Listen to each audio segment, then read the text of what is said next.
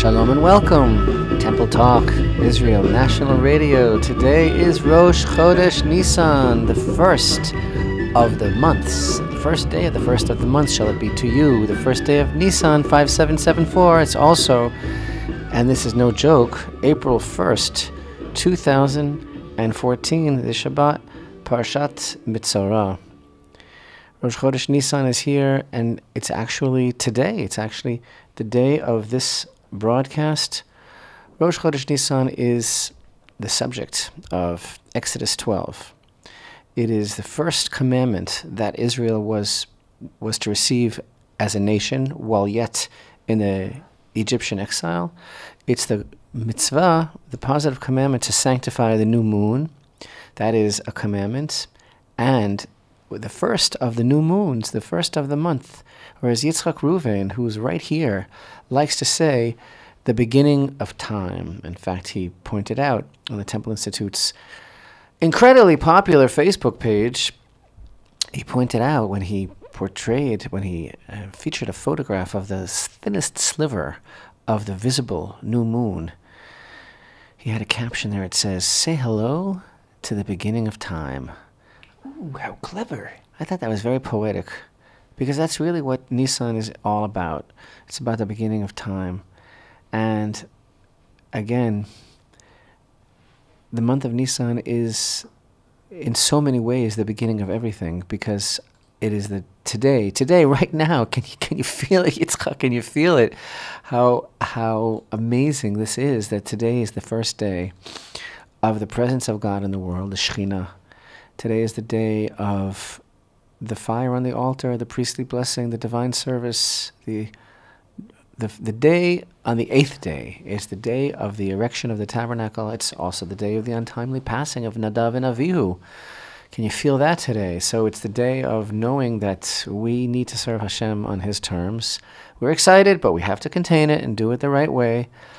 And most of all, it is the most succinct, capsulized message of a holistic, universal, all-comprehensive joy, which is shared by every strata and level of creation. And that is the secret of the verse in Psalms that says, it's part of the Friday night prayers, L'cha Dodi, the chapters of the Psalms that we recite before the L'cha Dodi every Friday night include the verse, Yismechu hashamayim mitagel haaretz, let the heavens rejoice, let the heavens be glad and the earth rejoice. Spells out an acronym, Rashi Tevot. Yismechu is the Yud, Hashamayim is the Hey, Vitagel is the Vav, Haaretz is the Hey. Spells out Yud, Hey, and Vav and Hey, Hashem's name, the ultimate name, frontwards. That is the spiritual combination, according to the Holy Arizal, of the emanation of those four letters that are permeated in 11 different ways for the other months. This is the only month in which it's Yud, Hey, Vav, and Hey in order, reflecting not only the perfection of the natural order of things, but the very simple interpretation of those plain words. Let the heavens be glad and the earth rejoice, because that is what was felt, what is felt, reverberating through all creation today, the first day of the month of Nisan. And you know why? Very simply, because we decided to let Hashem into the world, that we want Him here. And that is a total rectification of Adam, and that is the purpose for everything. And that is one of the aspects of why the month of Nisan is the month of redemption. Don't ask, why did it just so happen that the children of Israel were redeemed in Nisan? Children of Israel were redeemed in Nisan because the Nisan is the time of redemption, but it's a time of redemption even before the children of Israel were let out. It's a reflection of that age-old controversy in the Talmud. When was the world created? Was it created in Nisan or was it created in Tishrei? Well, you know what? Physically, it was created in Tishrei, let's say, but there is an aspect of it being created in thought, a certain aspect of the blueprint of creation today. That today's the Rosh Hashanah in a way. And the reason for that is because this is the secret of everything. The secret of redemption, the secret of the validation of existence is wanting Hashem to be in the world. That's all He's looking for. So reminds me of Rabbi Shlomo Kalbach of blessed memory used to say that, it's so nice that the Passover takes place in the spring when everything is green and blooming. That's what people think. He used to say, no, the reason that everything is green and blooming is because it's the month of redemption. It's because we went out of Egypt. So that's what this month is all about. And before we give you a brief wrap-up of the 5th Annual International Temple Mount Awareness Day, which took place 3 days ago, on the 28th day of Adar, Sunday, and is still being live streamed on www. 2 days ago. 2 days, sorry. I was never good at math.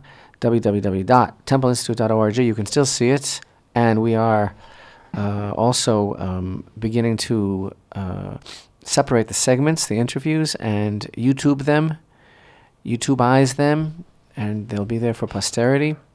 Thank you to all those people who joined us, participated live for the International Temple Mount Awareness Day, which was and is lauded by the critics as being the most successful and powerful and beautifully executed Temple Mount Awareness Day of all time, of all 5.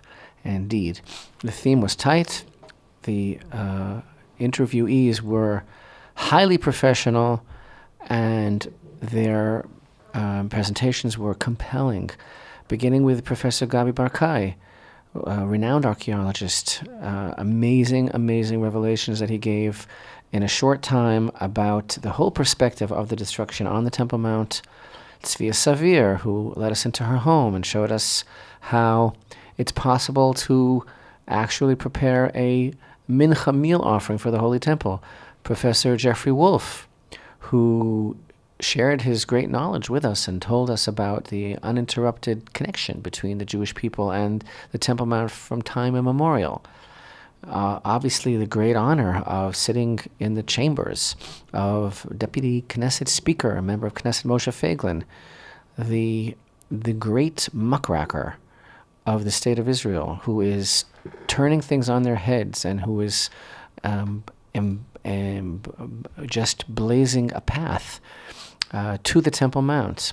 Aryeh Sonnenberg, who shared with us his bitter experience at the hands of the police and what it's like to actually be confronted with a ban of not being able to go up.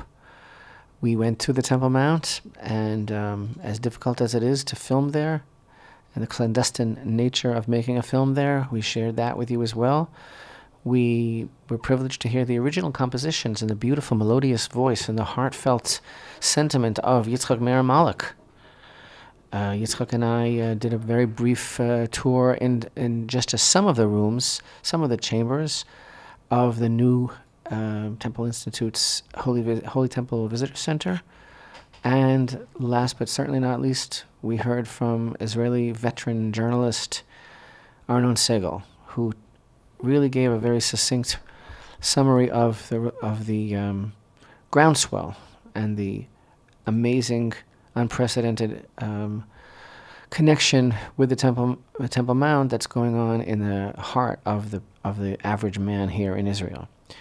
So it's very, very wonderful. If you didn't see these segments, you still can, and you also still can take the opportunity to help the Temple Institute with its work, with its mission of consciousness, awareness, education, activism, connection, building the Holy Temple in our day. That's what International Temple Mount Awareness was all about. Please join us in every way. And since this is the month of redemption, it is, and since today is Tuesday, that means that the Secretary of State must have been in Israel yesterday, if today is Tuesday. Because after all, it might very well be that people are butchering each other in Syria and eating each other alive, and I don't mean figuratively. If you look on Facebook, it could be that There are untold conflagrations in this region alone between Egypt and Iraq. And of course, there's always the ticking time bomb of Iran. And of course, there are Saudi princesses that are being held against their will for decades in palaces that's been on the front pages, and all sorts of stuff going on all over the world. But of course, Mr. Magoo, as we've told you, has to come to Israel, and just came for a few hours to salvage the talks. The talks there, of course, you and I and the common man don't know what is being promised, what is being bought and sold, because it's none of our business. Yitzchak, you had a very interesting summation for me before we went on mic about these talks, what it's really all about. When I mentioned to you, like, salvage the talks, well, what does America really want? My opinion is that America just really wants the situation not to blow up in their face, either for the duration of this administration or until the next midterm elections, which are coming up. Beyond that, I don't think the Obama administration has an idea about any kind of foreign policy anywhere in the world, let alone here. They just don't want to blow up in their face. So we seem to be an easy mark. Even they're talking about releasing Pollard, which is... I'll get to that. Get to that right now. But according to the United States administration, is guilty of the most heinous crime in the history of the world. But they would actually release him if Israel would agree to release unnamed terrorists. However, one very famous terrorist named Marwan Barghouti, who they would then want to become the head of the PA. Then there's another group of they're talking about hundreds. Who knows? The other day, the Abbas said that for less than 1,000 terrorists released, there won't be a continuation of the talks. So they don't know what to do with Putin, who wrestles bears while wearing a loincloth. He's a man's man. They don't know what to do with him. They don't know what to do with Crimea or the Ukraine. So why not come back and pressure and bend the thumbs of Israel, who seems somehow to be completely under their thumb. But yeah, it's the month of redemption. It's the month of leaving slavery. It's the month of leaving prison. So here, Jonathan Pollard, sitting in solitary confinement for 29 years. Well known that every other instance of modern-day espionage against hostile states, or at the surface of hostile states, every single perpetrator of those crimes in the past 2 decades has received a much lighter sentence than Pollard. There's no comparison, and all you need to do if you're unaware of the history is to read honestly about this man who is Jewish and was a consultant with the Naval Department and was confronted with extremely serious data that he questioned and that he was told would not be given over to Israel, even though the lives of Israeli citizens were clearly in danger. And he was confronted with the establishment anti-Semitism of the State Department and the military machinery in America, and did pass these secrets to Israel, a friendly nation, and I believe, Yitzchak, correct me if I'm wrong, was responsible for Israel's ability to bomb the Osirak reactor in Iraq at that time. And it's become clear over the decades, as his health is failing, seriously failing, that the only reason that he's being held by a succession of American presidents is because he's Jewish. The former director of the CIA, James Woosley, has come out and said that recently. Yes, there's been very many a succession of high-profile officials have been very vocal about this recently. A succession of high-profile former and current officials in America have come out, as well as the vast majority of Israeli Knesset members, asking for him to be released. And here again, the silence of the American Jewish community, in my opinion, is completely deafening, because Jonathan Pollard's existence raises the ugly specter of the question of dual loyalty, which is always the terrible fear of American Jews, that they're going to be accused of being more loyal to Israel than they are to America. And therefore, there seems to have been some sort of a collective decision that it's better for him to rot and die than it is to call attention to this issue. So here it is, the month of redemption, and now after repeated denials, the latest news here in Israel is that it has been confirmed that this is being discussed, been confirmed both by America and Israel, that his release is being discussed and perhaps even being planned in exchange for Israel keeping its part of the bargain of releasing terrorists with blood on their hands, including Israeli citizens, meaning Israeli Arabs, who, frankly, it certainly is none of the business of any other foreign factor, Israel's decision about Israeli citizens. These are murderers of old men, murderers of children, murderers of the unborn. And I just saw a headline before going to Mike Yitzchak that Jonathan Pollard himself communicated that he wasn't interested in being released in exchange for bloodthirsty monster terrorists. He's not a bloodthirsty monster terrorist. It's a bit obscene that he should be released for them. He could have been released at any time, and America consistently, and Obama consistently has been saying he can't be released. He's very dangerous. Justice has been served. He's filling out his life sentence, and now all of a sudden, it's in the works. This talk of him being released. So you were explaining to me, Yitzchak, how actually this is a way of America getting exactly what they want. They get to release terrorists, which seems to be the foreign policy of the United States government at this point, since they have... Which domestically they would never do. They're maybe the world's most powerful supporter of the Muslim Brotherhood throughout the Middle East. While Egypt is sentencing to death the very people that Obama was so proud to put in power. Right. This way, the peace process in the name of the United States continues, and this way, they also, part of this deal, people, and this is very, very serious, is to release Marwan Barghouti, who's in Israeli prison, guilty of planning the murder of a large number of Israeli citizens. And he has been touted as the next head of the Palestinian administration, should he be released.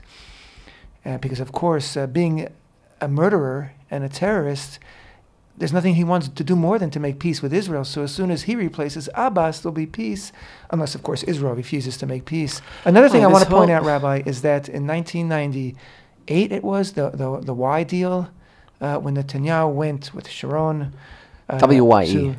to the United States when Clinton was president, and this was working out the division of Hebron. At the time, part of Netanyahu's demands was the release of Pollard. Clinton agreed to it, and based on his agreement, the details of this deal were made and signed, and then Clinton backed out. So believe me, the same thing could happen today, and the United States government and the world would still hold Israel responsible for fulfilling their part of the deal, releasing terrorists, even if the United States decides at the last moment or after the last moment to back out and not release Pollard. And the whole thing is so ridiculous because what is the goal here? The goal is just that the talks should continue. And the goal is just that Abbas should be in a position where he's forced to talk for a little while longer. Well, since what he really wants is that we should release these murderers, right, and then he's not even... It's even a little more sinister than that because of the mention now of Marwan Barghouti, who would be supported by the United States to replace Abbas and become. How would the United States support such a murderer? Well, actually, they supported Arafat, and he's an even bigger murderer. Abbas. I mean, come on. This is what the United States does. They support murderers who want to destroy Israel, but can at least, fabricate some kind of a fig leaf of being peace-loving, which only is possible with the collaboration of the United States and the international media. So this way, if they actually do release Pollard, they would be able to besmirch him and basically Jewry. They would be able to besmirch Israel. They'd be able to compare him to the arch-murderer Barghouti, and that would be a pretty big stab. that would be very a feather in the cap of the Obama administration, for sure. There's nothing that I would like more than to see Jonathan come home. I would crawl on my hands and knees to the airport to be there to welcome him. And I think that everyone should give him a hero's welcome, because everything that he did was in order to safeguard and to save the Jewish people in the land of Israel. And that's all it was about. It wasn't about hurting America. And in fact, the information that he gave Israel was completely... ultimately, destroying the reactor in Iraq paves the way for the United States invasion in 1990. After that's been pointed out by analysts, and it did nothing harmful to America whatsoever. There were other spies that actually gave states that are hostile to America real serious information, who've already the murder been of American agents, and they were already released like decades ago. Agav, one other thing I'd like to add is that the United States. If the United States, after all these years, is mentioning, even talking about releasing Pollard, it means that he has become a hot potato politically, maybe even morally, for the United States, that there's been enough talk about it now that the United States is getting more and more uncomfortable with keeping him in jail. So they're also looking for an excuse. So perhaps Israel should flat out refuse this disgusting deal and let the administration of the United States stew a little bit, trying to figure out how they could possibly release Pollard, well, saving face, but relieving themselves of the burden of keeping this man in prison. Well, if he is released, and I hope that he is released under the best possible circumstances that will be fitting and doing him justice, I want to issue a formal invitation right now to take him to the Temple Mount. I would be very honored to be his guide. I know he's very interested in the work of the Temple Institute. That's been communicated to me by a mutual friend who is our mutual advocate. And I know he's interested in going to the Temple Mount, but what I have to say is this. To compare him to a murderer is obscene, and to call it an exchange of terrorists, tit for tat, is obscene. And at least in this generation, where very few people seem to have any integrity, it's amazing what kind of integrity this man has, that we just read, you and I, that he says that he doesn't want to be released for terrorists because he doesn't think terrorists should be released. How many men do you think that have been sitting in prison and literally dying for almost 30 years would say, no, don't release me for terrorists? So that's pretty amazing. And I think it fits in a way it fits with Parashat Metzora, which we're going to be reading this week, which we have a lot to share about, the whole enigma of a house that could suddenly grow some sort of a blight in the walls, and I think there's a very great secret there for all of us. So stay with us on this Rosh Chodesh Nisan, the first of all the months, the first day, the beginning of time. Stay with us. We'll be right back. Temple Talk, Israel National Radio.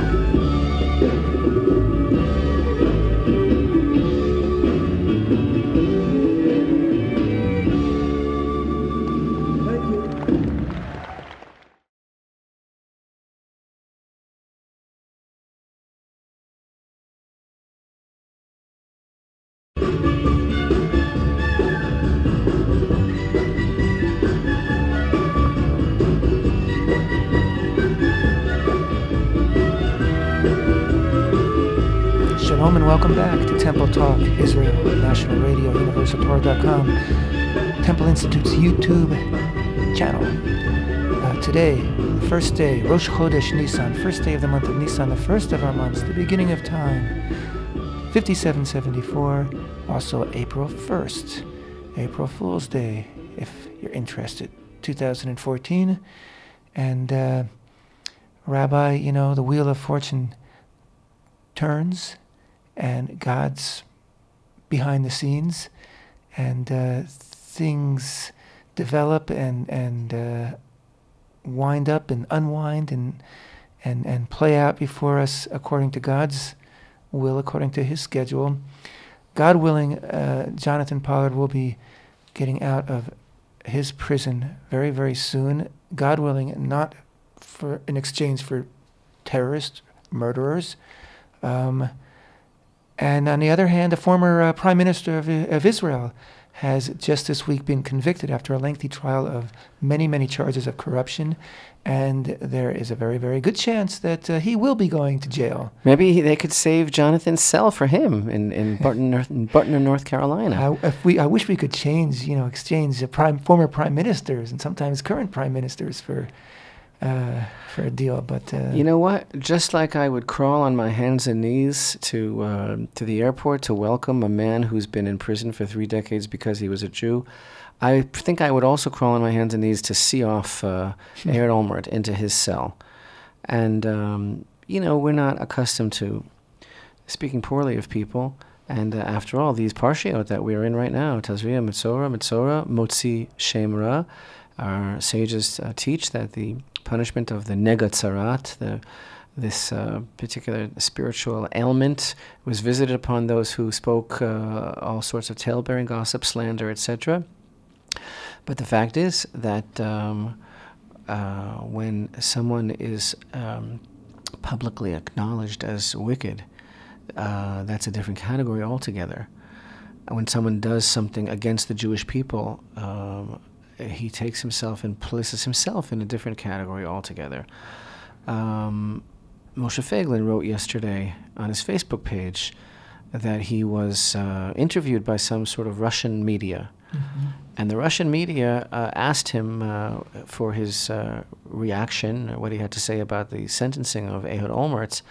And the Russian correspondent said to Moshe Feiglin, "Do you see this as divine retribution for Olmert's role in the destruction of Amona, the community of Amona?" And by the way, for those who weren't aware, the destruction of Amona, it was a community, this is post-Gush Katif, in which an exceptionally brutal police force was used to attack and to destroy Jewish homes, and it was absolutely horrible how the people there were treated. I'd like to add also that it was the intention behind it was really to be just an opening for Olmert's plan at that time, which was to continue the hitnatkut, the disengagement, right. Actually the exile of Jews from Gaza, from Gush Katif. His plan, and he was now prime minister at the time, was to continue to do that in Judea and Samaria. Right. And this was his first salvo, the opening salvo right. in that plan. And then the Lebanon War came and seemed to have interrupted his agenda. plans. Right. The destruction of Amona was particularly brutal, particularly violent, horribly, horribly traumatic.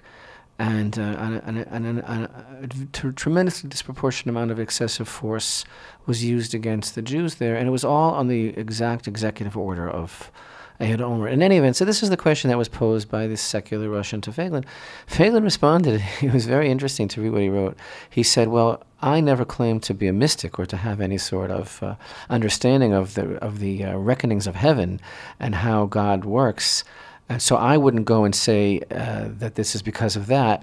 But because of the fact that I was asked this question from such quarters, from this, far out, secular Russian, or I don't even know if they were from Russia or from Israel, correspondent, he said, that just shows that it's obviously true."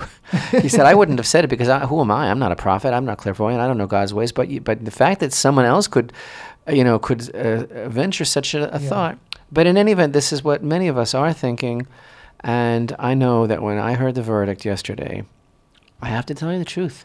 I had practically tears in my eyes.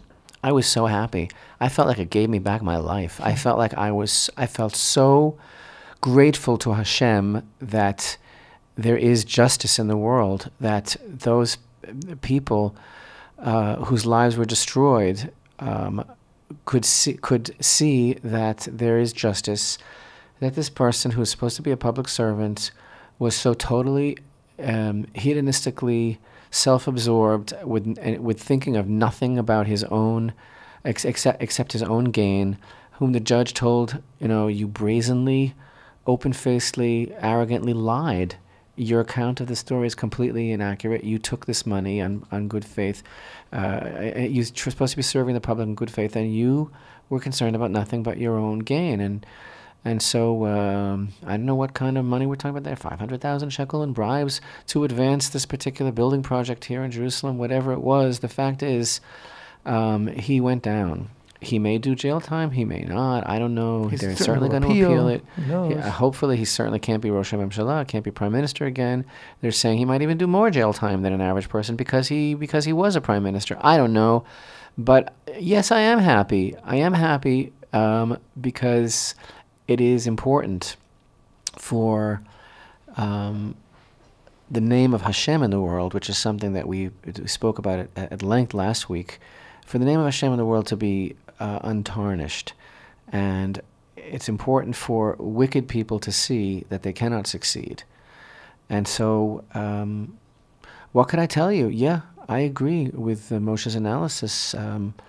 And furthermore, it's already been pointed out by others that every single person in the government who has ever had anything to do, whether directly or remotely, who's ever had anything to do with the expulsion of Jews and the destruction of homes and the sale of the land of Israel, they have all been brought down.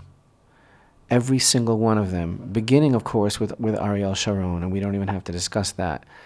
And Olmert played a big part in that. And I have to tell you again, tears of joy when I saw a headline in the Jerusalem Post yesterday. Olmert, the bigger they are, the harder they fall. And I'm sorry. No, I'm not sorry. I'm telling you, I'm very, very pleased that this man who came against the God of Israel, the citizens of Israel, and the land of Israel, is being cut down to size. Something wrong with that, Yitzchak? Nothing wrong with that, Rabbi. Justice's beautiful face.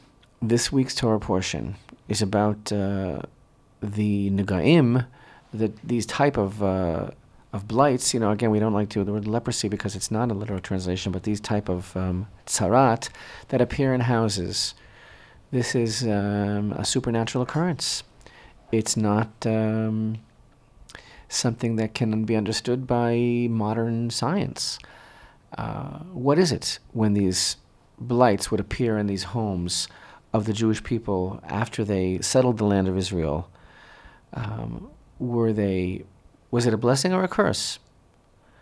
When a home would suddenly begin to sprout some sort of a strange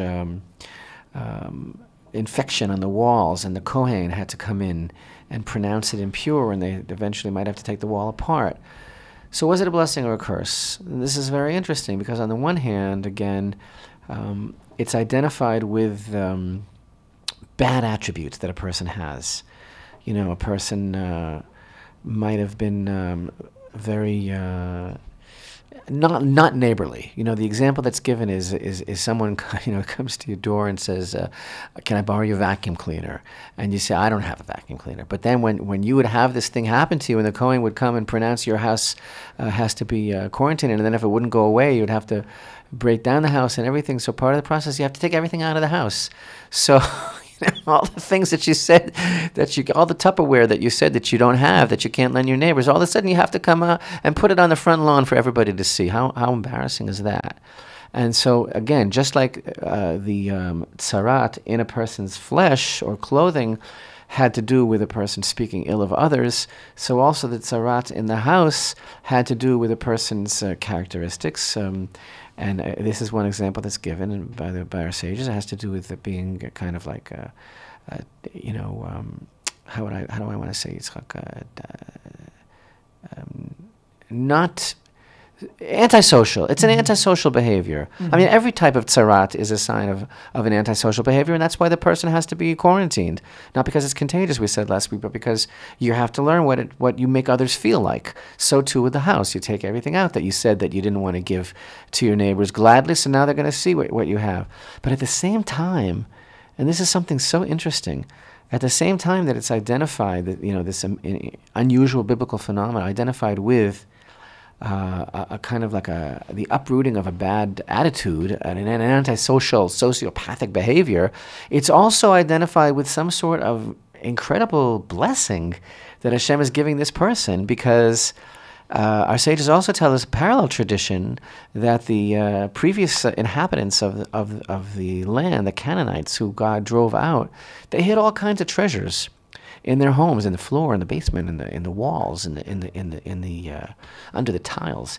And when you would have to break your house apart, it's like X marks the spot. Like you would find like a veritable proverbial pot of gold that they left behind. You might find. They did.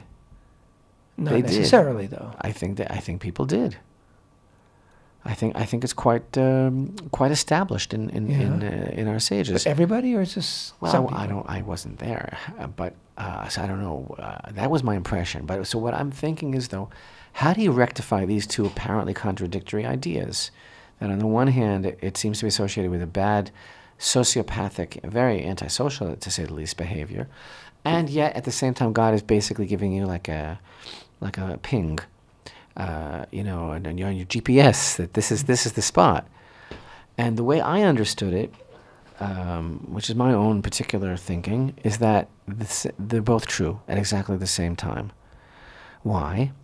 Because the secret to uncovering a treasure is working on yourself and working on your own attributes and cleansing your own bad midot, and therefore, it's like if that treasure was there in your home, it was yours to begin with. It was always yours. You just didn't know it was there. Just like all of us, we all have a treasure within. It just has to be polished. It has to be taken out. So the way in which Hashem was telling a person that you deserve better and that you deserve to be able to access that which I really have given you in this world, but you're not allowing yourself the access now because you're making like a barrier in between yourself and what you deserve because of your own behavior. The way to get it is by cleaning up your act. So Hashem would basically say to a person who isn't necessarily the nicest person, you know what? Potentially you can be. Focus, concentrate on becoming a better person, becoming better to your neighbors, etc. And look what's waiting for you. And that's the only way that I, in my mind, was able to rectify these two opposing traditions. What a shame that Ehud Olmert didn't take that advice. So keep bringing it back to this riveting subject. He's the blight in our house. Yeah, that's for absolutely. Sure. He's the blight in our house. He's also representative of a blight in our house. Yep. He's one of many. And so by scraping this blight off the wall, we're uncovering a treasure. And he personifies corruption and what it means, for an individual to be manipulative of others and to seize power and use it for your own gain, which basically, by the way, is the entire story of Kadima. Yeah. Right, that party which was basically founded in order to advance the expulsion of and the destruction of Gush Katif. The political career of Sharon and those who joined him. Yeah. So he's the blight. Scrape it off, and underneath it, you might find that actually we have something to be proud of after all. We have a treasure after all. And generally speaking, when I always feel. I cringe when there are bad news reports coming out of Israel. I cringe because of the desecration of Hashem's name. Because even though there are bad news reports that come out of every place, and there are always bad and good amongst every people, and there are always bad, horrible things to report in other countries, but when it's coming out of Israel, I cringe because I know that we're always judged differently, and that anything that one Jew does is a total desecration of Hashem's name, and that's not the way it is with Scotsmen. That's not the way it is with the Finns. That's just the way it is with the Jews. And it should be that way. That is what we deserve because we are supposed to be different and we are supposed to be those that represent Hashem in this world. And that's what we're chosen for, not to be better off than anyone, but to be more responsible than everyone. That's always what we teach. So I cringe when something bad comes out about Israel. But in this particular case, I'm very glad that the world knows that for the first time, a prime minister, a foreign prime minister, was convicted of something, a very serious crime, and may serve jail time. And the reason I'm happy is because of this whole idea of Parshat Metzora, because let the world see that we have a system of justice that works. Halavai. I wish it would really work down across the board. I wish it would be the same justice that would be meted out, to Jews that are persecuted. But the fact is, it worked here.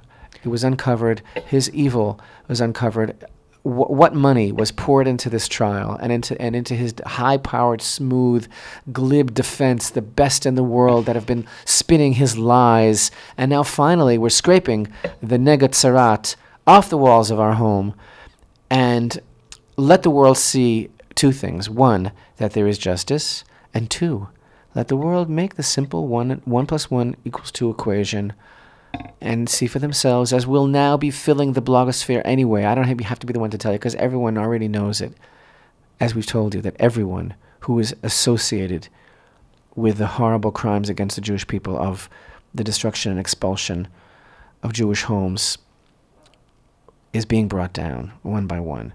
The bigger they are, the harder they fall.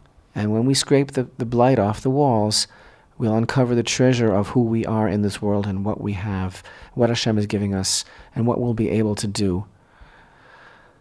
And Rabbi, speaking of Rosh Chodesh Nisan, speaking of cleaning house, speaking of the responsibility of the Jews to pursue justice and to take down falsehood and to destroy and shatter idols. And speaking of the fact that in 2 weeks' time it's going to be, in exactly 2 weeks' time, it's going to be Erev Pesach, the eve of Passover, the day of the Korban Pesach, the Passover offering, we have some exciting news about an event which is going to be taking place next Thursday. Correct. On the 10th day of the month of Nisan, which is going to be next Thursday, the 10th day of April, there is going to be a seminar here in Jerusalem in the Kiryat Moshe neighborhood. We will be advertising the details in English on the event is going to be in Hebrew, only in Hebrew, but we will be advertising the details in English of the schedule on our website and Facebook page. It's going to be a seminar of knowledge, information, education, and practice concerning the Passover offering. There are going to be classes given by some extremely prominent rabbis. Rabbi Uri Shurki of Machon Meir, Rabbi Menachem Borstein of Machon Pua, Rabbi Yoel Schwartz, founder of the Nachal Haredi, IDF Brigade, Rabbi Yisrael Ariel, of course, from the Temple Institute, and other rabbis are going to be giving classes about the centrality, importance, functionality, and reality of the Temple Passover offering. And at the conclusion of the evening, there's going to be a dry run of a real Passover offering that's going to be conducted by members of the Kohanim school, which has been established by the Temple Institute. We hope to have photographs, perhaps film, of this event that we'll be able to share with you. It's a sign of the times that there is such tremendous interest and commitment expressed by so many people to bring the Passover offering, which, as we've consistently told you, is tantamount to the very definition of the Jewish people in the world. And the fact that we are not able to bring the Passover offering politically is another blight on the wall of our house. Speaking of which, that which we are and aren't allowed to do on the Temple Mount, another very important news item that I'd like to relate is that, and it's been reported also, that that there is a nonprofit organization that was established not long ago whose purpose is to advance the cause of building a temporary synagogue on the Temple Mount. And it was reported this week that a large number of prominent Zionist rabbis have written a letter to the Prime Minister in which they are basically representing and advocating the cause of building a Beit Knesset, a synagogue on the Temple Mount. And this is an extremely important development. It's extremely newsworthy, and many tens of rabbis have signed, and other public figures, academics, professors have signed this request to Prime Minister Netanyahu to examine the issue of allowing a synagogue to be built somewhere on the Temple Mount. My first reaction to this, and I know you feel the same way, Yitzchak, my first reaction to the idea of a synagogue on the Temple Mount is negative. And the reason that I feel that way is just because I feel that I don't want the Jewish people to be relegated to some little shtibel, some little neighborhood synagogue in a back corner where we'll kind of be like Woody Allen and say, oh, I'll just stay in the back and not get in anyone's way, some caricature of a Jew. It's our Temple Mount. We have to be sovereign there. We're supposed to have the Holy Temple there. Why build a little synagogue? That's my first reaction. Maybe it's on an emotional level. And I don't think it's the correct reaction. I've always said, no, I don't want to settle for a shul. But you know what? I'm beginning to understand that this is a very important first step, and I think it's a worthy and important endeavor which I bless, because you know what? We see that our people are so confused, and there are so many Jewish people that have been raised to think that this is not our place. We have nothing to do there. It's nothing for us to look for there. And they're so far, the gap between the way they feel now and the eventuality of the Holy Temple is so far that this would be an excellent beginning of bringing people back to the Temple Mount en masse and making the Jewish people understand slowly, helping them to understand that the Temple Mount is a place of prayer. If, of course, it's seen as only the beginning. Yes, exactly. Just like when Moshe went to Pharaoh and said, 3 days in the desert, let us offer up offerings to our God. And if that was all that he was after, well, we wouldn't be here today celebrating Rosh Chodesh Nisan. So, may it just be the beginning of the unfolding, continuing unfolding of the redemption and rebuilding of the Holy Temple. Thank you so much for being with us. Temple Talk.